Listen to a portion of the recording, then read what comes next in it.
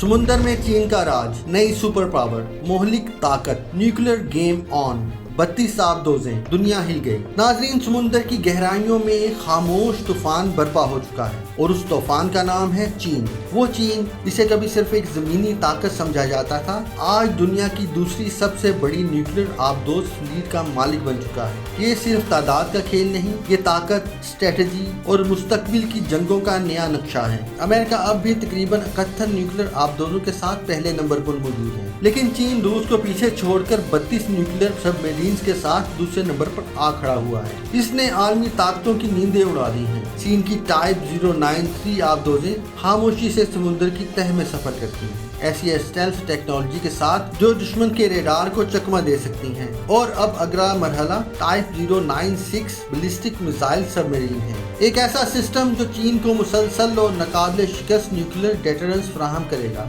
रूस 29 आबदोजों के साथ तीसरे नंबर पर चला गया है, जबकि बरतानिया और फ्रांस की फ्लीट्स महदूद हो चुकी हैं। दूसरी तरफ भारत भी अपनी आबदोजों के जरिए समुंदर में न्यूक्लियर ताकत बढ़ाने की कोशिश कर रहा है, मगर रफ्तार सिर्फ चीन की है। ये सिर्फ आबदोजें नहीं, ये एक पैगाम है कि आने वाली सुपर पावर सिर्फ जमीन या खिला में नहीं, बल्कि समुंदर की गहराइयों में अपनी हुक्मरानी कायम करेगी। ऑस्ट्रेलिया और ब्राजील अभी मंसूबे बना रहे हैं, लेकिन चीन पहले ही गेम बदल चुका है। सवाल ये है कि क्या दुनिया एक नई अंडर सी कोल्ड वॉर में दाखिल हो चुकी है, और क्या चीन की ये खामोश ताकत आलमी ताकत का तवाज़ुन हमेशा के लिए बदल देगी।